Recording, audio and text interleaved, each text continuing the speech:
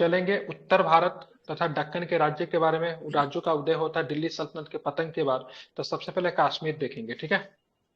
तो देखेंगे 1286 ईस्वी में सिंह देव ने कश्मीर में एक नए हिंदू राजवंश की स्थापना की, ठीक है। किसने किया? तो सिंह देव, ठीक है। सिंह देव, ठीक है। सुहादेव भी कहीं कहीं पे लिखा रहता है, ठीक है। हाँ, ठीक है, मतलब उसी के भाई जो था सुहादेव, जो आगे चल के गद्दी पे बैठ जाता है, ठीक है।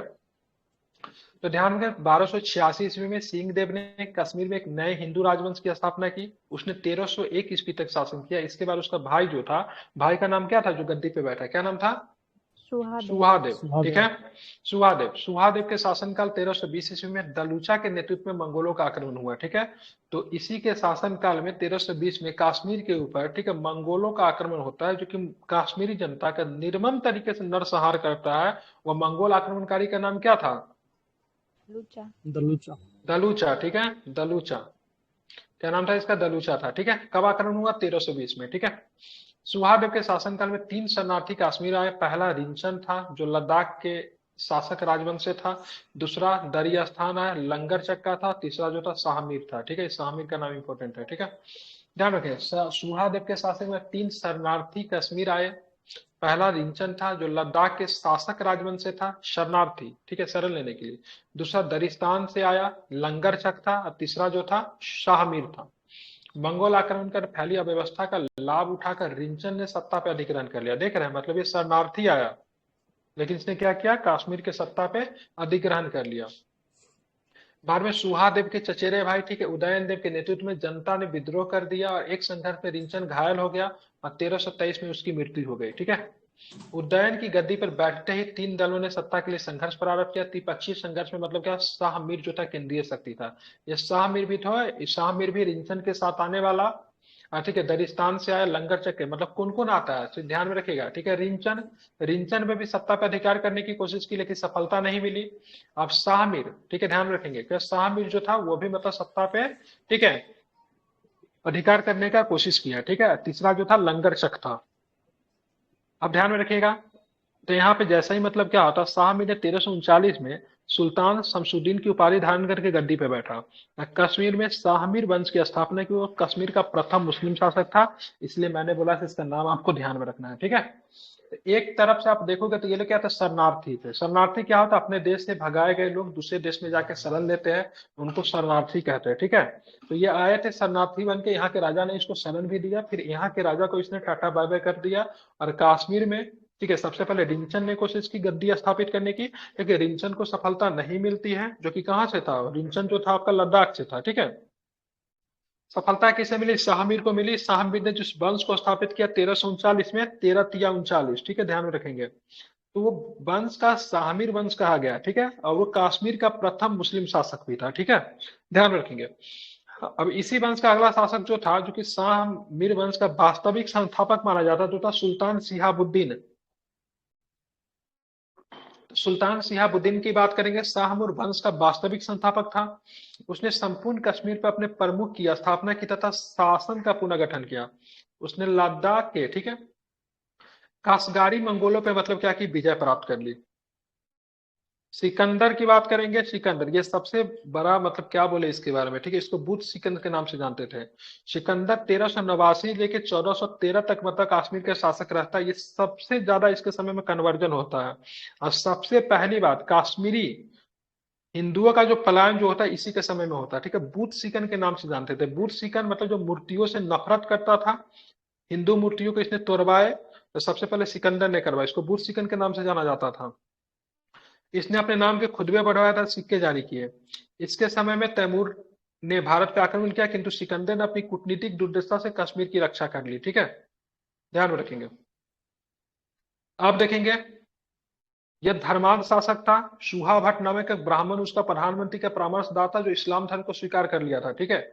सुहा भट्ट की सलाह पे सिकंदर ने हिंदुओं को इस्लाम एवं मृत्यु के एक चुनने का आदेश दिया। हिंदुओं ने मंदिरों को तोड़ दिया गया, झज्जियां लगाया, सोने चांदी की मूर्तियां गलाकर सिक्के बनाने का आदेश दिए गए। तो इसका जो सुहा भट्ट जो था ना, इसका मंत्री था। ये तो था ब्राह्मण, लेकिन इसी के गलत, इसी के मतलब इसी के कहने पे ही मतलब कश्मीर से बहुत ज्यादा हिंदू जो कि मुख्यतः ब्राह्मण थे, उनकी मतलब हत्या कराई गई सिकंदर के द्वारा, ठीक है। समझ रहे हैं ना? सिकंदर के द्वारा सुहा भट्ट के कहने पे, जो कि इसका ब्राह्मण था, प्रधानमंत्री भी था, वही परामर्शदाता था। उसने इस्लाम धर्म को स्वीकार कर लिया था। सबसे पहले इसने क्या नाम, सुहा भट्ट ने इस्लाम धर्म को स्वीकार किया। अब बहुत सारे लगाओ लोगों का बेरहमी पूर्वक मतलब इसने क्या करवाया, हत्या करवाया। ठीक है। सुहा भट्ट की सलाह पर सिकंदर ने हिंदू वो को इस्लाम या मृत्यु में से एक चुनने को कहा। बोला या तो तुम इस्लाम को चुन लो या फिर मृत्यु को चुन लो। हिंदू मंदिरों को उसने सिकंदर ने तोड़ दिए, हिंदुओं के ऊपर जजिया लगाए, और हिंदू जो मंदिर में जो मूर्तियां जो थी, जो कि सोना चांदी के मुख्यतः बने हुए थे, तो उसको गलाकर चांदी बनाने का आदेश दे दिया। ठीक है। तो इसका देखिए, एक हिंदू ब्राह्मण होते हुए इसकी नीति कैसी थी।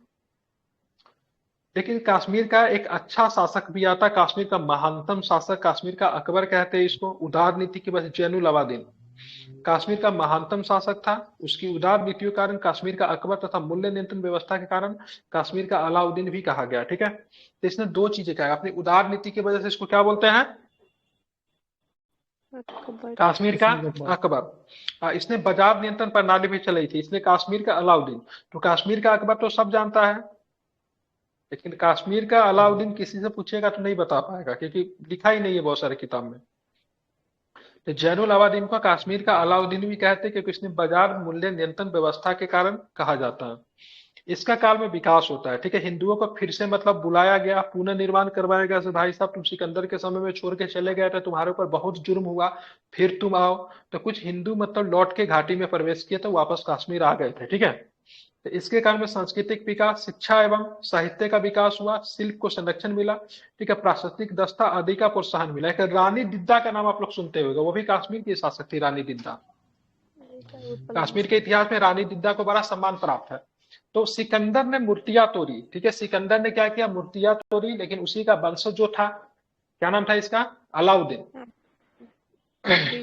सॉरी जैनुल अलाउद्दीन, ध्यान में रखिए, जैनुल अलाउद्दीन। इसने मतलब अच्छी नीति की, इनका शासक 50 वर्षों तक रहता है। हिंदुओं के प्रति सही सुनीति अपनाई, मंदिरों का पुनर्निर्माण कराया, ब्राह्मणों को स्वदेश बुलाए, गो हत्या पर प्रतिबंध लगा दिया, जजिया को समाप्त कर दिया। समझ रहा है। तो इतनी चीजें इसने की, जो कि एक बहुत ही महत्वपूर्ण चीज था, एक मुस्लिम शासक के द्वारा ये सारी चीज करने। इसी को देते हुए, इनके धार्मिक नीति को देखते हुए, कश्मीर का अकबर के नाम से भी इसको कहते हैं। ठीक है। बाजार नियंत्रण प्रणाली की वजह से कश्मीर का क्या बोलते हैं, इनको अलाउद्दीन। क्या बोलते हैं, कश्मीर का अलाउद्दीन कहते हैं। ठीक है। आप देख, इसके समय ऐतिहासिक ग्रंथों की भी रचना हुई, जिसमें से उत्तम पंडित ने कश्मीरी भाषा में कश्मीर का इतिहास लिखा। कश्मीर का इतिहास कश्मीरी भाषा में किसने लिखा, युद्ध भट्ट। उत्तम पंडित ने। किसने लिखा, उत्तम पंडित ने लिखा। यदु भट्ट ने जैन प्रकाश की रचना की। जैन प्रकाश की रचना किसने की, यदु भट्ट ने की। ठीक है। भट्टावतारित ने फिरदौसी के शाहनामा की काव्य शैली पे जैन विलास नामक कश्मीर का इतिहास लिखा। भट्टावतार ने फिरदौसी के शाहनामा, शाहनामा किसने लिखा है, फिरदौसी ने लिखा है, कि काव्य शैली पे जैन विलास नामक, ठीक है, कश्मीर का इतिहास लिखा। किसने, भट्टावतार ने। तो ध्यान में रखे, कभी कभी पूछा राजतरंगी, राजतरंगी किसने लिखा था, कलहन के द्वारा राजतरंगी लिखा गया था। ठीक है। क्या होता है, कलहन के द्वारा राजतरंगी लिखा गया था। देखिए, राजतरंगी का पूरा भाग कलहन ने नहीं लिखा, जितने जब तक जीवित रहेगा तब तक लिखेगा। तो राजतरंगी के दूसरे भाग की रचना किसने की थी, जोन राज ने किया था। किसने किया था, ये याद रखिएगा, किसने किया था, राज तरंगिणी का दूसरे भाग की रचना किसने किया था, जोन राज। किसने किया था, जोन राज ने किया था। ठीक है। ध्यान में रखेंगे। वैसे बात करेंगे राजतरंगी किसने लिखा था, क्या बताएंगे, कलहन ने लिखा था। ठीक है। ये राजतरंगी जो था ना, 1200 से लेके, ठीक है, ध्यान में रखेंगे, ठीक है, 800 से लेके 1200 तक का इतिहास आपको देखने को मिलता है राजतरंगी में। कितना, 800 से लेके 12 वर्षों तक का इतिहास आपको, मतलब 400 वर्षों का मुख्यतः आपको राजतरंगी में इतिहास मिलेगा। इसलिए मतलब जोन राज ने क्या किया, उसको बढ़ा के कब तक कर दिया, 1458 तक बढ़ा दिया। ठीक है। इसका फिर पुत्र, इसका जो शिष्य जो हुआ, उसका नाम था श्रीवर था। श्रीवर ने मतलब राजतरंगी का तृतीय भाग लिख दिया। तो सबसे पहले राजतरंगी को किसने लिखा, कलहन ने। प्रथम भाग की बात करें, कलहन ने। दूसरा भाग किसने लिखा है, दूसरे भाग जोन राज ने। कितने भाग में लिखा गया है, जोन राज। जोन राज ने दूसरे भाग को लिखा। जोन राज्य का शिष्य कौन आया, श्रीवर। अरे इस पीडीएफ को मैं कंप्लीट करवा दूंगा ना आपको, मैं लिख के देता हूँ, 30 से 30 नंबर आपको आएंगे। ठीक है। अभी तो मैं अपने शुरू ही किया हूँ ना, आपका मेडिवल इतना बेस्ट हो जाएगा ना, और मैं क्या ही बताऊं। ठीक है। मैं इस पीडीएफ को 5 से 7 बार पढ़ा हूँ, लेकिन मुझे पूरा पूरा नाम मैं भी अभी भुला जाता हूँ, लेकिन कॉन्सेप्ट पता है कैसे कैसे सब कुछ हुआ। तो 3 भागों में आपको मुख्यतः ये है, ठीक है। मैंने बताया से 800 से लेकर 1200 तक का इतिहास तो कल्हण भाई लिख कर गया, ठीक है। उसके बाद ये आएगा 1258 तक का, 1258 था ना, सॉरी 1458, 1458, 1258, 1458 तक का ये लिख देता है क्या ना, जोन राज। और तीसरा भाग जो था श्रीवर लिखता है, ठीक है। कश्मीर के राजाओं के बारे में जानकारी आपको मिलती है, ठीक है, कहाँ से मिलती है, तो राजतरंगी की, राजतरंगी किसकी, कलहन की राजतरंगी से, ठीक है। कलहन की रास्ता में, कलहन की रास्ता में। अब देखिए, पिता बूढ़ा हो गया, पुत्र जो था अयोग्य था, नालायक था, तो पुत्र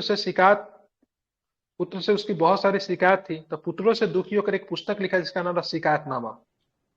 जैनुल आबादीन ने अपने वृद्धावस्था में अपने अयोग्य पुत्रों से दुखी होकर कौन सा किताब लिखा, शिकायतनामा। कौन सा पुस्तक लिखा, शिकायतनामा।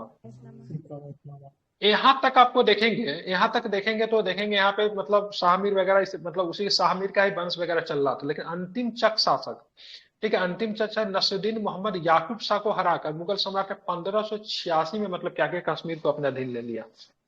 तो मुगलों का अधिकार कश्मीर पे किसके शासनकाल में हुआ, अकबर। अकबर ने इसी समय बोला था, दुनिया में अगर कहीं स्वर्ग है, यति अस्ति यति अस्ति यति अस्ति, ठीक है, अगर दुनिया में कहीं स्वर्ग है तो यही है, यही है, यही कश्मीर है। को अकबर ने बसाया था। नहीं, कश्मीर को अशोक ने बसाया था, कौन बोला आपको, नहीं। राजतरंगिणी के हिसाब से अगर देखें तो कश्मीर को बसाने का श्रेय अशोक को जाता है, राजतरंगिणी में बात लिखी हुई है, ठीक है, ध्यान में रखेंगे, ठीक है। तो मैंने यहाँ से कुछ किताब का नाम बताया। उत्तम पंडित ने कश्मीरी भाषा में कश्मीर का इतिहास लिखा। यदु भट्ट ने जैन प्रकाश की रचना की। भट्टावतार ने मतलब क्या किया, तो भट्टावतार ने क्या लिखा, जैन विलास लिखा। जोन राज ने राजतरंगिणी का दूसरे भाग लिखा। श्रीवर जो कि जोन राज्य का शिष्य था, ठीक है, उसने मतलब 1458 ईस्वी तक बढ़ा दिया, ठीक है, ध्यान में रखेंगे। ये सारा इंपॉर्टेंट जो है, जो फैक्ट जो है काफी अधिक इंपॉर्टेंट है, आपको ये सारे के सारे ध्यान में रखने चाहिए, ठीक है, समझ गए, क्लियर। और मुगल शासक के कश्मीर पे कब अधिकार हो गया, 86 में। कब अधिकार होगा, ठीक है, तो ध्यान रखेगा, अकबर के समय में हो गया अधिकार। अकबर का शासनकाल की बात करेंगे। अकबर का शासनकाल याद है आप लोग को, 1556 से 1606 तक। 1556 से 1606 तक। 1606 है, नहीं 1602 है क्या था, 1556 से 49 पर जोड़ दीजिए ना, 49, 1605 होगा। 1505 तक होगा, हाँ, ठीक है, थे आप, 1605। हाँ 1605 तक, ठीक है। तो ये सारा जो था कश्मीर का था। कश्मीर से भूलेंगे क्या, 1606 से लेकर 1627 जहांगीर रहता है, 27 साल तक, 27 तक। हाँ ठीक है। कश्मीर में सबसे पहले किसने कश्मीर का राज्य की स्थापना किया, सिंह देव ने। सिंह देव का भाई का नाम क्या था, सुहादेव। सुहादेव। सुहादेव के समय मंगोल आक्रमण हुआ, किसके नेतृत्व में मंगोल आक्रमण हुआ, दलूचा के नेतृत्व में। किसके नेतृत्व में, दलूचा के नेतृत्व में मंगोल आक्रमण हुए, ठीक है, ध्यान रखेंगे बिल्कुल। सुहादेव के शासनकाल में 3 शरणार्थी आए, जो कि आगे कौन कौन आए, तो एक रिंचन आया, इसको जनता ने मार दिया। लद्दाख जो लद्दाख से आया था। दूसरा जो था कहाँ से आया, दरिस्तान से लंगर चक था। और तीसरा शाहमीर था, ठीक है। लंगर चक, चक राजवंश का भी कश्मीर में शासक रहेगा और शाहमीर वाला का भी रहेगा, ठीक है। पहला मुस्लिम राजवंश कश्मीर पे कौन स्थापित करेगा, कौन का, शाहमीर। कौन करेगा, शाहमीर, ठीक है। चलिए, बुद्ध शिखर के नाम से किसे जानते थे, सिकंदर को। सिकंदर का मंत्री का नाम क्या था, प्रधानमंत्री का, जिसने मतलब लोगों को बोला था या तो इस्लाम चुनो या फिर पागल था वो, मर जाओ। क्या नाम था उसका, क्या भट्ट नाम था उसका, सुहा भट्ट। कश्मीर का सबसे मतलब, ठीक है, धर्मनिरपेक्ष शासक कौन था, जैनुल आबादीन, ठीक है। चले, कश्मीर का अलाउद्दीन किसे कहते हैं, और कश्मीर का अकबर भी इसी को कहते हैं, ठीक है, ध्यान में रखेंगे बिल्कुल, ठीक है। जैन प्रकाश की रचना किसने की, यदु भट्ट ने की थी, ठीक है, ध्यान में रखेंगे, ठीक है। बात करेंगे, ठीक है, राजतरंगिणी को बढ़ाने में 2 प्रमुख लेखकों को योगदान जाता है, क्या नाम था दोनों का, जोन राज और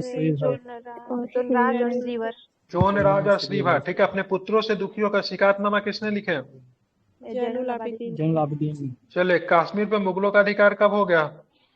1586 1586 में, ठीक है, 1586 ध्यान में रखेंगे, ठीक है। चलिए, आप चलते हैं, जौनपुर चलते हैं। जौनपुर किस राज्य में पड़ेगा वर्तमान स्वरूप में? उत्तर प्रदेश में। जौनपुर यूपी उत्तर प्रदेश। उत्तर प्रदेश में, ठीक है। पूर्व के सिराज के रूप में जानते थे, किस रूप में जानते थे जौनपुर को? पूर्व का सिराज के नाम से जौनपुर को जानते हैं, ठीक है। फिरोज शाह क्या तुगलक खुल जाता है यार ये सब। Play store. इसके प्ले स्टोर पे कुछ रहता नहीं है इस पे, लेकिन कोई ऐप ढूंढ रहे थे, मिला नहीं हमको इसके प्ले स्टोर पे। चलिए, अब अपने जौनपुर चलेंगे। जौनपुर का स्थापना तुगलक वंश के फिरोज शाह तुगलक के चचेरे भाई एवं संरक्षण मोहम्मद जोना की स्मृति में की थी। किसने की थी? जौना खान ने एमबीटी ने। जौन खान उसी को एमबीटी को ही बोलते हैं, ठीक है। जौनपुर की स्थापना तुगलक वंश के फिरोज शाह तुगलक ने अपने चचेरे भाई एवं संरक्षण मोहम्मद जोना की स्मृति में की थी। मतलब जौनपुर बनाया गया था मोहम्मद बिन तुगलक की स्मृति में बनाया गया था। किसने बनाया था? तो फिरोज शाह तुगलक ने बनाया था, ठीक है। फिरोज शाह तुगलक और, ठीक है, क्या नाम है इसका, मोहम्मद बिन तुगलक में रिलेशन क्या था? अरे क्या रिलेशन था? चचेरा भाई था, ठीक है। इसके पापा जी का नाम क्या था? एमबीटी के पापा जी का नाम गयासुद्दीन तुगलक। गयासुद्दीन तुगलक था, ठीक है। तैमूर के आक्रमण से फैली हुई गरबरी के युग में ख्वाजा उपाधि मलिक उस सर्क के नाम से जौनपुर में शर्की वंश का है। कौन सा शकी वंश है? शर्की वंश का, ठीक है। स्वतंत्र शासकों ने एक वंश स्थापित किया। 1399 बात करेंगे तो मलिक उस सर्क की मृत्यु हो गई। उसके दत्तक पुत्र मतलब गोद लिया हुआ पुत्र, ठीक है। दत्तक पुत्र मलिक करणफूल ने को गद्दी मिली, जिसने मुबारक शाह सरकी उपाधि धारण किया। 1402 में इसकी मृत्यु हो जाती है। इसके बाद जो सबसे प्रमुख शासक जो आता है, ठीक है, इब्राहिम शाह सरकी। सबसे पहले मलिक उस सरकी ने वंश बनाया, उसके बाद उसका मृत्यु हो गया। उसका पुत्र बना करणफुल, वो भी ज्यादा दिन तक नहीं टिक पाया। लेकिन जो उसका छोटा भाई जो आता है इब्राहिम शाह सरकी, उसका उत्तराधिकार इब्राहिम शाह सरकी जौनपुर पे शासन 34 वर्षों तक रहेगा, ठीक है। और सरकी वंश का सबसे योग्य शासक कौन? सरकी वंश के सबसे योग्य शासक कौन? इब्राहिम शाह सरकी, ठीक है, ध्यान में रखेंगे, बिल्कुल, ठीक है। सरकी वंश का सबसे योग्य शासक की बात करेंगे तो ध्यान में रखिए क्या हो जाएगा, तो इब्राहिम शाह सरकी हो जाएगा, ठीक है। इससे कुछ प्रश्न आते हैं, जैसे ये काफी योग्य शासक था, ठीक है, ध्यान में रखिएगा। तो ये मतलब इससे प्रश्न क्या आते हैं, भला मानुस था। तो ध्यान रखिए, वह स्वयं की बात करेंगे, सुसंस्कृत व्यक्ति था तथा कला एवं साहित्य को आश्रय देता था। फलस्वरूप जौनपुर की बात करेंगे, ठीक है, जौनपुर की बात के विद्या का एक प्रमुख बन कर गया, ठीक है। किसके समय में जौनपुर जो था विद्या का एक प्रमुख केंद्र बन गया? हाँ, किसके समय बन गया? हाँ, ठीक है, इब्राहिम शाह सरकी के समय में, ठीक है। सुंदर भवनों का निर्माण कराएगा जिन पर हिंदू प्रभाव स्पष्ट थे तथा साधारण ढंग से मीनारों से रहित मस्जिदें बनाकर इस नगर को अलंकृत किया गया। अटाला मस्जिद कहाँ पे है? जौनपुर में, ठीक है। तो अटाला मस्जिद की बात करेंगे तो अटाला मस्जिद आपको कहाँ पे मिलेगा, ध्यान में रखिएगा। तो अटाला मस्जिद आपको जौनपुर में मिलेगा, ठीक है। जो जौनपुर शैली का शिल्प विद्या का, ठीक है, देवी पैमान नमूने के रूप में करीब 1408 ईस्वी से पूरी हुई, ठीक है, ध्यान रखेंगे। 1436 में इब्राहिम की मृत्यु हो गई, उसके बाद उसका पुत्र महमूद शाह मतलब गद्दी पे बैठा, ठीक है। तो ध्यान में 1436 में किसकी मृत्यु हो गई, ठीक है, तो इब्राहिम शाह सरकी का, ठीक है। अटाला मस्जिद से कई प्रश्न पूछा जाता है। अटाला मस्जिद कहाँ पे है, तो ध्यान रखिए कहाँ पे है अटाला मस्जिद? जम्मू कश्मीर। जौनपुर में। कहा जाता है अटाला जो था कि हिंदू देवी की मंदिर थी, ठीक है, उसी को तोड़ के साथ बनाया गया, ऐसा कुछ बोला जाता। अटाला देवी शायद हिंदू देवी की ही मंदिर थी, अभी नए से ध्यान में नहीं आ रहा हूँ, लेकिन कहते हैं हिंदू देवी की मंदिर थी। नए राजा ने चुनार जिले में अधिकांश भाग को अपने राज्य में मिला लिया, पर कालपी के विरुद्ध उसका आक्रमण असफल रहा। दिल्ली पर अधिकार करने का प्रयत्न करने में बहलोल लोदी द्वारा पराजित होता है, ठीक है। तो बहलोल लोदी किसे पराजित करता है, तो महमूद शाह को पराजित करता है, जो कि मतलब सरकी वंश का उत्तराधिकारी था। 1457 में महमूद की मृत्यु हुई, उसका पुत्र भीखन मोहम्मद शाह के नाम से गद्दी पे बैठा। इस राजा ने सिद्धांत शून्य आचरण से सरदार एवं उसके अपने संबंधी बहुत चीट के उनकी हत्या करवाकर उसके बाद हुसैन शाह को गद्दी पे बैठा। ये हुसैन शाह सरकी जो था, बिहार दूसरा से प्रसिद्ध शासक होगा, ठीक है, ध्यान में रखेंगे। तो इस राजा के सिद्धांत शून्य आचरण से, ठीक है, एवं उनके अपने संबंधी बहुत चिढ़ गए, मतलब बहुत अधिक वो था, क्या बोलते हैं उसको, रिस्पॉन्ड नहीं करता था, ठीक है, मतलब रिस्पॉन्ड सही नहीं था, इस वजह से इनके संबंधी इनकी हत्या करवा देते लापरवाह था, हैं। हाँ जिम्मेदार हाँ, नहीं था। हुसैन साहब, हाँ बोल सकते हैं, ठीक है, हुसैन शाह सरकी को मतलब क्या किया, गद्दी पे बैठा है, ठीक है। सिंहासन में बैठने इस- के बाद हुसैन शाह ने 1458 में दिल्ली के बहलोल लोदी के साथ चतुर्वर्षीय विराम संधि की। इस संधि का फायदा उठाकर उसने तिरहुत के स्वतंत्र जमींदारों पर समन करने उड़ीसा पर एक लूटपूर्ण आक्रमण करने से किया। उड़ीसा के राजा ने एक विशाल धनराशि देकर उसे बचाव किया। 1466 में ग्वालियर का दुर्ग भी विजय करने पर एक सेना लेकर गया, ठीक है, पर इसे अधीन नहीं कर सका, और इसके ऊपर राजा मान सिंह ने भारी हर्जाना लगाया, ठीक है। प्रारंभिक सफलता के पश्चात जब हुसैन शाह ने बहलोल लोदी के साथ अपना युद्ध फिर से जारी किया, तब भाग्य उसके विरोध हो गए। बहलोल लोदी ने उसे बिहार भगाकर जौनपुर के दिल्ली राज्य में मिला गया, ठीक है। तो जौनपुर को मिलाने का श्रेय बहलोल लोदी को जाता है। ये भी पूछता है कि लोदी वंश के शासक दिल्ली सल्तनत के किस शासक ने जौनपुर को मिलाया था, तो बहलोल लोदी ने, ठीक है। इससे पहले कोई मिला नहीं पाया था, ठीक है, बहुत कोशिश किया गया था मिलाने का, लेकिन पॉसिबल नहीं था। लेकिन बहलोल लोदी जो था जौनपुर को मिला लेता है, ठीक है। और जौनपुर में, ठीक है, बहलोल का पुत्र का नाम क्या, बरबक खान, क्या नाम था उसका, बरबक खान, उसको जौनपुर का शासक नियुक्त किया गया था, ठीक है, ध्यान में रखेंगे। आप चलेंगे। इस प्रकार जौनपुर की स्वतंत्रता का अंत हो गया। जौनपुर ने लगभग 85 वर्षों तक सरकी शासन की विशेषताएं थी, समृद्ध शिल्पकला में विकास तथा उच्च श्रेणी के संस्कृत का प्रस्फुटन, जिस नगर में इब्राहिम के राज्यकाल में भारत का सिराज की उपाधि मिल गई, ठीक है। इब्राहिम शाह सरकी के शासनकाल में इसको पूर्व का सिराज या फिर भारत के सिराज के नाम से जानते थे, ठीक है, ध्यान में इसको रखेंगे, इंपॉर्टेंट है। अब यहाँ से सरकी से हमारे पास प्रश्न क्या बनेगा, तो सबसे पहले बोलिए सरकी राजवंश की स्थापना किसने की,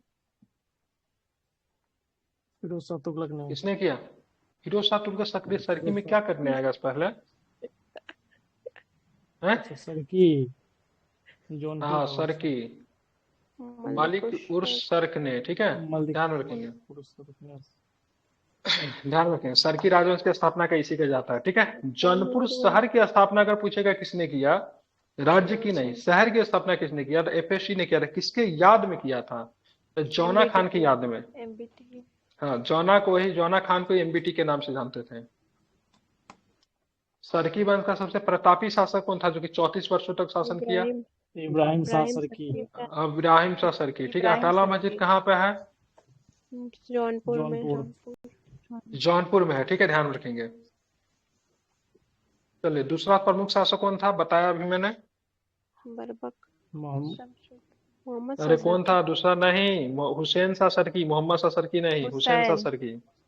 और किसके समय में, ठीक है, किसके समय में सरकी साम्राज्य को मतलब मिला लिया गया लोदी में, दिल्ली सल्तनत में। बहलोल लोदी इधर से कौन था, सरकी में कौन था उस समय, हुसैन था हुसैन शाह। हुसैन, हुसैन शाह। हुसैन शाह सरकी नहीं था, बरबक था सॉरी सॉरी, नहीं हुसैन शाह ठीक है, हुसैन बरबक को हुसैन तो शाह ही आका, था, हुसैन हाँ शाह। ठीक ठीक ठीक ठीक। बरबक को क्या तिरहुत नियुक्त में किया गया था, उसको बाद में जौनपुर का वहां तो शासक नियुक्त किया था बरबक किसका पुत्र था, बहलूल लोदी का बहलोल लोदी का है, ठीक है। किसके समय में, ठीक है, पूर्व के सिराज या फिर भारत के सिराज के रूप में जौनपुर को जाने जाने लगा था, इब्राहिम हुसैन सिराज हुसैन शाह शाह। सरकी के, हाँ वही, इब्राहिम ठीक है, क्या नाम था हाँ इब्राहिम इब्राहिम सरकी कह लीजिए, ठीक है। सरकी मुख्यतः सरकी के समय में, ठीक है, ध्यान में रखना, ठीक है। इब्राहिम राज्य काल में ये पूर्व का मतलब सिराज के नाम से इसको जाने, ज्यादा प्रश्न नहीं आता, संस्थापक का नाम याद रखिएगा। लड़ाई होती बहलोल लोदी से, लोदी के समय में, बहलोल लोदी के समय दिल्ली सल्तनत में मिर्जा था सरकी राजवंश, ये आपको ध्यान में रखना है। 85-86 वर्षों तक शासन रहा। मलिक उर्स सर्क ने इस वंश को स्थापित किया था। राजधानी ध्यान में रखिएगा जौनपुर। जौनपुर की स्थापना फिरोज शाह तुगलक ने किया था, जौना खान की याद में। अब आते हैं बंगाल, ठीक है। अभी भारत, दिखाई नहीं दे रहा है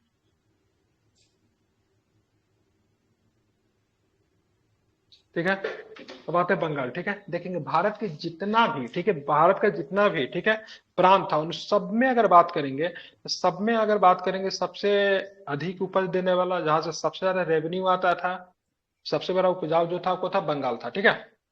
मुगल केंद्रीय प्रशासन की बढ़ती कमजोरी का फायदा उठाकर असाधारण दक्षता के दो लोग, एक का नाम मुर्शिद कुली खान, दूसरा का नाम अलवर्दी खान, ने बंगाल को लगभग स्वतंत्र बना दिया। मुर्शिद कुली खान 1717 में बंगाल का, ठीक है, राज्यपाल बनाया गया। लेकिन 1700 के बाद वो इसका प्रभावी शासक था, ठीक है। 1717 में जब देखा ना ऐसे बंगाल पे पूरा अधिकार कर ही लिया है, तो मुगलों ने बोला था चलो तुम्ही को राज्यपाल बना देते हैं, ठीक है। तो 1700 के बाद ही इसको दीवान नियुक्त किया था बंगाल का, ठीक है। इसको क्या किया, दीवान नियुक्त किया गया था। और उसी के समय से लगभग बंगाल को इसने स्वतंत्र कर लिया था। लेकिन कभी भी इसने मतलब विद्रोह नहीं किया, सब मुगल से स्वतंत्र हो गए, ठीक है। लेकिन हमेशा अपने आप को केंद्रीय नियंत्रण से मुक्त रखा, लेकिन विद्रोह नहीं किया, ठीक है। मुर्शिद कुली खान आंतरिक और बाहरी खतरे से मुक्त करके शांति स्थापित की। बंगाल अब जमींदारों द्वारा किए जाने वाले बड़े उभार से मुक्त था।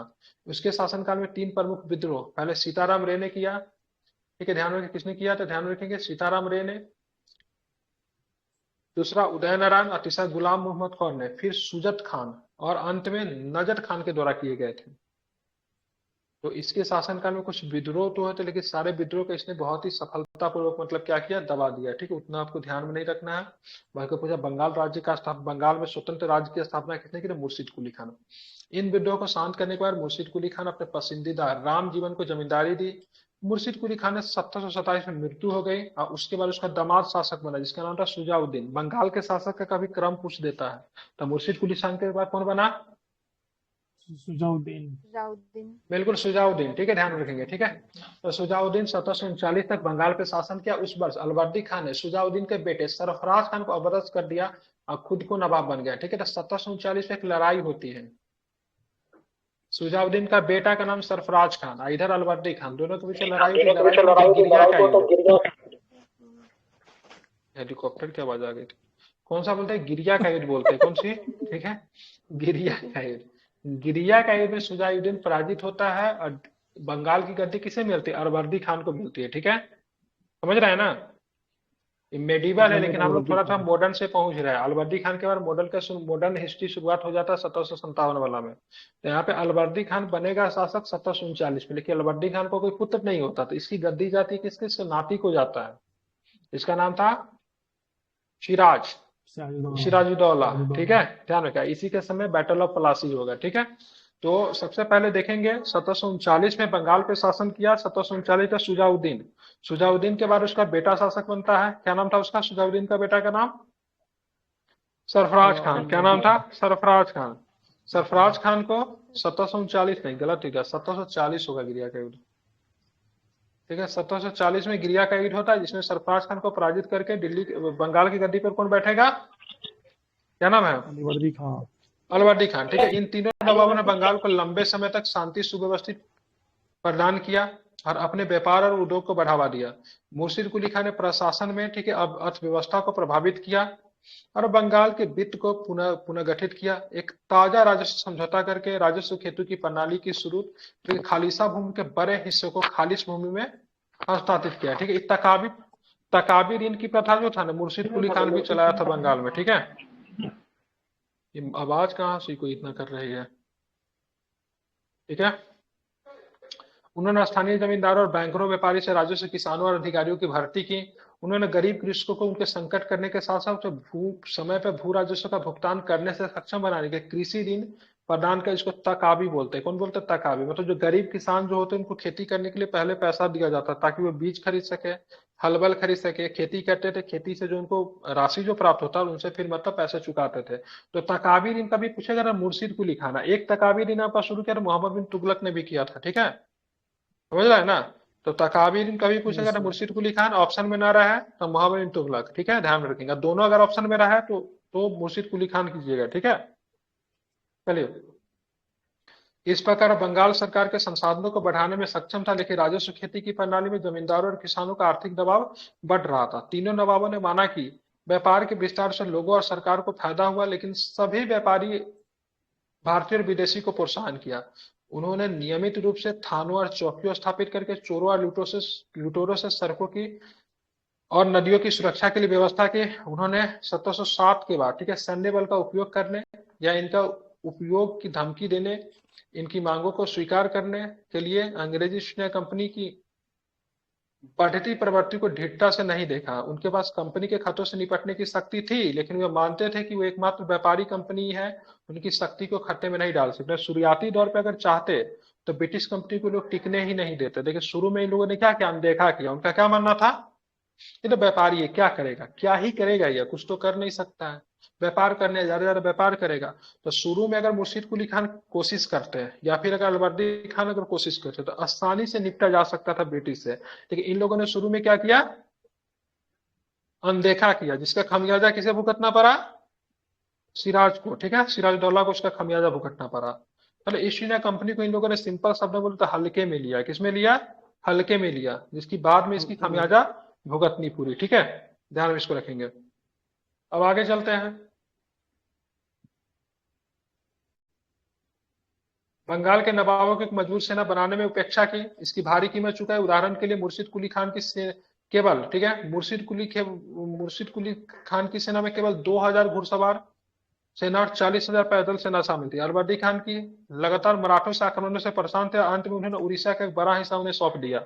मराठा बार बार आक्रमण करते रहते थे। मराठा से इन्होंने संधि किया, बोला ठीक है उड़ीसा चाहिए, उड़ीसा तुम ले लो, कोई दिक्कत नहीं है, लेकिन बार बार आक्रमण मत करो। ठीक है, तो मराठा से इन्हें उड़ीसा, पूरा उड़ीसा नहीं दिया था, उड़ीसा का एक बड़ा हिस्सा देके मराठा से इन्होंने मुक्ति पाई थी। ठीक है, छप्पन छप्पन से लेकर 67 ईस्वी में, ठीक है, अंग्रेजी ईस्ट इंडिया कंपनी ने अलवर्दी खान के उत्तराधिकारी सिराजुद्दौला पर युद्ध की घोषणा की। ठीक है, 56-57 सॉरी। एक मजबूत सेना की अनुपस्थिति में विदेशी जीत में बहुत योगदान दिया। ठीक है, मजबूत सेना था ही नहीं। ठीक है, ऊपर से मीर जाफर की गद्दारी, तो इससे मतलब ये बंगाल, बिहार, उड़ीसा तीनों की दीवानी प्राप्त हो गई ब्रिटिश को। इलाहाबाद की संधि 1765। ठीक है, ध्यान रखेंगे। ये होगा 57 में पलासी होगा, फिर 64 में बक्सर होगा, फिर इलाहाबाद की संधि होगी। अब बंगाल वगैरह सब पे मतलब क्या होगा, तो आपको देखेंगे ब्रिटिश मतलब क्या हो जाएगा, छा जाएगा। ठीक है, ये संक्षेप में कहानी थी। हम मुख्यतः अभी हम लोग केवल इतना पढ़ रहे थे, क्षेत्रीय राज्य का उदय हुआ ना, तो हम मुर्शिद कुली खान का प्रशासन वगैरह, क्या नाम है इसका, सिराज वगैरह का मॉडर्न हिस्ट्री में पढ़ना है। ठीक है, मॉडर्न हिस्ट्री में हम लोग को पढ़ना है 1757 से बाद वाला चीज। ये केवल क्षेत्रीय प्रशासन का उदय हुआ उसी को लेकर था। ठीक है, ध्यान में आपको रखना है। तो बंगाल का शासक का क्रम जरा बता दीजिए। मुर्शिद कुली खां, मुर्शिद कुली खां के बाद सुजाउद्दौला, सरफराज, अलवर्दी खान, सुजाउद्दौला, सुजाउद्दीन, सुजाउद्दौला तो बिहार में सुजाउद्दीन, सुराजुद्दौला, सुजाउद्दौला कौन था पता है, अवध का अवध नवाब था नवाब। वो। Yes sir. तो सबसे पहले कौन होगा, सबसे पहले ध्यान में रखिएगा, मुर्शिद कुली खान, मुर्शिद कुली सुजाउद्दीन बनेगा, खां, सुजाउद्दीन के बाद दीन, सरफराज खान, सरफराज, सरफराज खान को अलवर्दी खान पराजित करेगा, अलवर्दी खां, और उसके बाद बनेगा सिराजुद्दौला। सिराजुद्दौला। ठीक है, ध्यान में रखेंगे। राजधानी थी मुर्शिदाबाद, ढाका, मुंगेर। अब आएंगे हम लोग पढ़ेंगे गुजरात। कर्णदेव के राज चलते हैं, सोलंकी राजवंश देखेंगे। अब चलेंगे अनिलवान के शासक सोलंकी राजा कर्णदेव प्रथम ने 11वीं शताब्दी में भील राजा अशपाल, ठीक है, अशपाल एवं अशपाल के खिलाफ युद्ध छेड़ा और जीत के बाद साबरमती के किनारे आधुनिक अहमदाबाद की जगह कर्णावती नामक शहर की स्थापना की। तो कर्णावती शहर को किसने बसाया था, कर्णदेव ने बसाया था। किसने, कर्णदेव ने बसाया था कर्णावती, जो कि अमरावती के पास में ही था। सोलंकी शासन 13वीं ईस्वी तक चलता रहा, जब द्वारका के बघेला राजवंश के नियंत्रण के अधीन गुजरात आया। दिल्ली सल्तनत 13वीं सदी के अंत में गुजरात को जीत लिया। 15वीं सदी की शुरुआत में, ठीक है, मुस्लिम मुजफ्फरदीन राजवंश एक स्वतंत्र सल्तनत का शासक गुजरात में स्थापित हुआ। यहाँ से प्रश्न बनता है, 1411 में सुल्तान, ठीक है, अहमद शाह ने कर्णावती को अहमदाबाद के नाम से बदलकर अपनी राजधानी के रूप में स्थापित किया। गुजरात के शासक था अहमद शाह, ठीक है, तो 1411 में सुल्तान अहमद शाह ने कर्णावती को किस नाम से बदल दिया, अहमदाबाद के नाम से बदलकर अपनी राजधानी के रूप में स्थापित किया। सुल्तान अहमद शाह के नाम से ही बना अहमदाबाद। 1487 में अहमद शाह का पौत्र महमूद बेगरा, इंपोर्टेंट है, गुजरात के सबसे महत्वपूर्ण शासक में से एक आता है। ठीक है, ठीक है, मतलब इससे प्रश्न बनता है बहुत सारे। ठीक है, तो 1487 में अहमद शाह का पोता महमूद बेगरा ने 6 मील की परिधि में शहर को किलेबंद कर दिया। 12 दरवाजे, 189 गढ़, 6000 से अधिक पलटने बाहर के आक्रमणकारियों से बचाने के लिए तैनात किया। अंतिम सुल्तान मुजफ्फर तृतीय के शहर में कई स्थितियां अराजकता भरी थी और गुजरात को मुगल सम्राट में मिला गया। ठीक है, 1572 में। ठीक है, इसीलिए बोलता है, स्मिथ ने कहा था अकबर का गुजरात विजय जो था कैसा विजय था, कैसा विजय था, दुर्तगामी। कौन सा विजय था, दुर्टगामी विजय के नाम से मुख्य जानते हैं, ठीक है। स्मिथ ने बोला था गुजरात विजय को दुर्टगामी विजय बताया था, ठीक है। तो 1572 में गुजरात को किसमें मिला लिया गया, किसमें मिला लिया गया, ठीक है, मुगल मुगल साम्राज्य में मुगल मिला बादशाह लिया गया, याद रखेंगे। अब मुगल साम्राज्य, मुगल शासक के दौरान अहमदाबाद व्यापार के साम्राज्य के संपन्न क्षेत्रों में से एक था। विशेष रूप से वस्त्र उद्योग का केंद्र बना, जहां से कपड़ा यूरोप के दूर दूर क्षेत्रों में निर्यात होता था। हालांकि गुजरात में सबसे प्रमुख केंद्र जो था ना मुगलों का, सूरत था। कौन था, सूरत।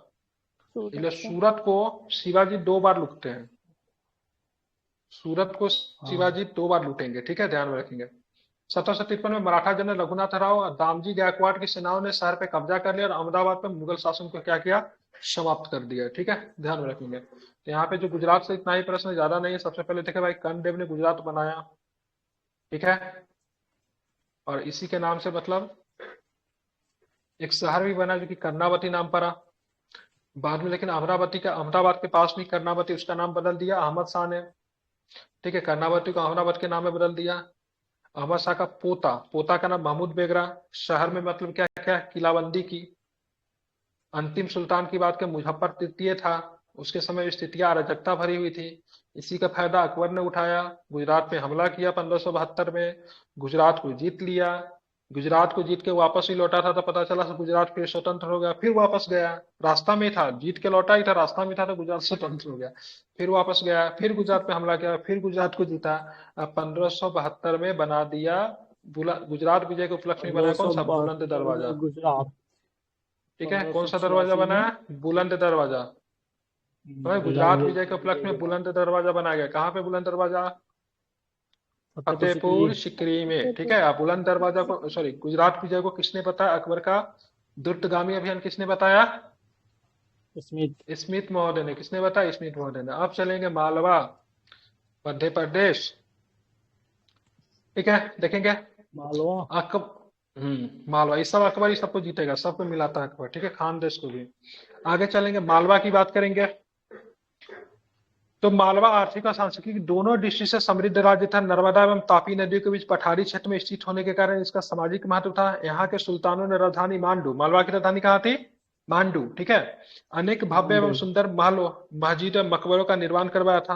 1398 में तैमूर के आक्रमण के बाद फैली अव्यवस्था का लाभ उठाकर दिलावर खान गौरी ने 1401-1402 में मालवा में स्वतंत्र राज्य की स्थापना करी। तैमूर जब आता है ना तो दिल्ली सल्तनत को पूरा कमजोर कर देता है, नहीं, जो दिल्ली स्वतंत्र का कमजोर करेगा तो दिल्ली सल्तनत का शासन जहां जहां पे था, इसी का गवर्नर वगैरह जो था, जो कि मालवा पे रूल कर रहा था, कोई खानदेश पर जहां जहां पे था, सब अपने आप को क्या करेगा, स्वतंत्र कर लेगा, ठीक है, मौका मिल जाता है। तो मालवा में स्वतंत्र राजवंश की स्थापना किसने की, दिलावर खान गौरी ने। किसने किया था, दिलावर खान गौरी ने, ठीक है, ध्यान रखें, दिलावर खान याद रखिए, ठीक है। दिलावर खान गौरी की बात की, इसका मूल नाम हुसैन था। दिलावर खान की उपाधि फिरोज शाह तुगलक ने प्रदान की। बोला ना, मतलब जो भी होगा ना, ये सब जो था ना, दिल्ली सल्तनत के अधीन ही काम करने वाले अधिकारी सब थे। लेकिन दिल्ली सल्तनत का कमजोर होगा तो सब क्या, घर में गार्जियन कमजोर होता तो क्या होता, घर बंटना शुरू हो जाता, नहीं होता। सेम कंडीशन दिल्ली सल्तनत और प्रांतीय राजवंशों के साथ भी था। देखिए, दिलावर खान का मालवा का राज्यपाल था, लेकिन बाद में क्या करेगा, स्वतंत्र बन जाएगा। शक्ति प्रदर्शन करके उसने स्वयं को मालवा का स्वतंत्र शासक घोषित किया, लेकिन सुल्तान की उपाधि धारण नहीं की। खान देश से वैवाहिक संबंध स्थापित करके उसने अपने साम्राज्य की पूर्वी सीमा घोषित कर दी। उसके बाद हुसंग शाह बनता है, ठीक है, उसका पुत्र था। दिलावर खान की मृत्यु के बाद उसका पुत्र अलप खान जो था हुसंग शाह की उपाधि धारण करके गद्दी पे बैठा। मालवा का पूरी तरह स्वतंत्र घोषित कर सुल्तान की उपाधि धारण की। तो पिता ने सुल्तान की उपाधि धारण नहीं किया, लेकिन पुत्र ने सुल्तान की उपाधि धारण की। इसके समय गुजरात के शासक मुजफ्फर शाह ने मालवा पे आक्रमण किया और इसे बंदी बनाकर गुजरात ले गया, ठीक है, ध्यान में रखेंगे। मालवा पे पुनः शासन करने के लिए राजधानी परिवर्तित करके मांडू से धार कर ली, ठीक है, धार में सरस्वती नगरी बोलते हैं, ठीक है। धार शहर को बसाया था किसने, परमार वंश का रूल था पे, राजा भोज, बिल्कुल, ठीक है, ध्यान में रखेंगे। अब आते हैं महमूद खिलजी प्रथम। मालवा में खिलजी वंश का संस्थापक की बात की कि महमूद खिलजी था। हुसंग शाह ने इसे खान की उपाधि दी थी। 1443 में चित्तौड़ पे आक्रमण किया। उस समय शासक जो था राणा कुंभा था, ठीक है, पराजित होता है, ठीक है। तो यही राणा कुंभा था। राणा कुंभा ने क्या, विजय स्तंभ का निर्माण करवाया था, नहीं, कौन सा स्तंभ, विजय स्तंभ का निर्माण जो था राणा कुंभा ने करवाया था, ठीक है। उसके बाद शासक जो था गयास शाह, ग्यास था इथोपियाई एवं तुर्की दासियों की एक अंगरक्षक सेना गठित की थी। ठीक है, किसने? इथोपियाई एवं तुर्की दासियों की एक अंगरक्षक सेना गठित की थी, ग्यास था। एक शासक और भी होता, महमूद खिलजी द्वितीय, इससे प्रश्न नहीं आता, बस सुन लीजिए। गुजरात के बहादुर शाह ने दूसरी हत्या करके मालवा को गुजरात में मिला लिया। अंतिम शासक बान बहादुर, इसको मियां बायजिंद के समय में अकबर ने मालवा पे 1562 में विजिट करके मुगल साम्राज्य में मिला लिया। तो मालवा को मुगल साम्राज्य में कब मिलाया गया था? 1562 में। ठीक है, बासठ। ध्यान में रखेंगे। तो ये कहानी जो था मालवा का था। राजधानी मांडू होगी, बाद में धार बनेगा। ठीक है, 1401 1402 में, ठीक है, दिलावर खान गौरी ने इसकी स्थापना किया। फिरोज शाह तुगलक ने दिलावर खां को, ठीक है, हुसैन नाम था लेकिन इसको दिलावर की उपाधि दी थी। मालवा का राज्यपाल था लेकिन अपने आप को स्वतंत्र घोषित कर देता है। खान देश के साथ वैवाहिक संबंध स्थापित किए, उसका पुत्र बनेगा हुसंग शाह, जिसका मूल नाम अलब खान था। इसको वास्तविक उत्तराधिकारी माना जाता है, ध्यान में रखेंगे। गुजरात के शासक मुजफ्फर शाह ने मतलब क्या क्या आक्रमण किया। ठीक है, इसको ये अलप दिलावर खां को बंदी बना के गुजरात ले गया। मालवा पर पुनः शासन करने के लिए राजधानी परिवर्तित करके मांडू से धार कर लिया। ठीक है, उसका महमूद खिलजी प्रथम की बात करेंगे। उसके बाद चित्तौड़ पे आक्रमण होता 1443 में किया, लेकिन उससे वहां का शासक राणा कुंभा था। उसके बाद ग्यास से आएंगे, उसके बाद महमूद खिलजी द्वितीय आएगा। महमूद खिलजी द्वितीय के बाद अंतिम शासक बान बहादुर आएंगे। बान बहादुर के समय 1562 में क्या होगा? अकबर जो था किस पे अधिकार कर लेगा? तो मालवा पे अधिकार कर लेगा। मालवा का कहानी समाप्त। अब आते खान देश। कहते हैं अकबर ने खान देश का जब किला को खोला, अकबर ने खान देश के जब किला को खोला तो कहते हैं सोने के चाबी से खोला। किससे खोला? खान देश के किला को सोने के चाबी से खोला। मतलब ऐसा नहीं कि सोने के चाबी से खोला, ये मतलब नहीं था। कहने का मतलब खान देश को किला का बोला था, किला इतना संपन्न था, इतनी संपत्ति भरी हुई थी, तो कहते हैं किला को सोने के चाबी से खोला गया। ठीक है, मे भी इसमें कहीं दिया भी होगा, नहीं तो आगे पढ़ के पढ़ेंगे तो उसमें दिया होगा। ठीक है, दिल्ली सल्तनत में एक छोटी सी इक्ता खान देश बिना तुगलक के प्रशासन का एक भाग था, जो ताप्ती नदी के घाटी पे बैठी थी। ठीक है, 1370 में मलिक राजा फारसी को खानदेश का राज्यपाल नियुक्त किया गया। इसने बाद में स्वयं को स्वतंत्र घोषित कर लिया। इस वंश से सभी शासकों ने खान की उपाधि धारण की, इसलिए फारूकी साम्राज्य को खानदेश कहा गया। ये बहमनी तथा गुजरात के बीच में था। बहमनी तथा गुजरात के बीच स्थित होने के कारण कभी स्वतंत्र रूप से शासन नहीं चला सका। अंत में बहमनी साम्राज्य में मिला लिया गया। बहमनी से स्वतंत्र होने के बाद 1601 में अकबर ने खान देश को मुगल साम्राज्य में मिला लिया। ठीक है, तो इसीलिए अकबर के बारे में कहा जाता है कि मतलब इसने क्या किया था, मतलब इसने मतलब क्या किया था, खान देश को, किला को सोने की चाबी से खोला था। ठीक है, ध्यान रखिए, 1601 में खान देश को मुगल साम्राज्य में मिलाया जाता है। ठीक है, आप हमें ये बताओ 1562 में किसे मिलाएगा मुगल साम्राज्य में? अकबर ने मालवा को। 1572 में? 72 में वही गुजरात को। 1986 में? कश्मीर को। 1601 में? गुजरात। 1601 में पढ़े। हाँ, राविया ने बताया बहमनी क्या नाम, खान देश को।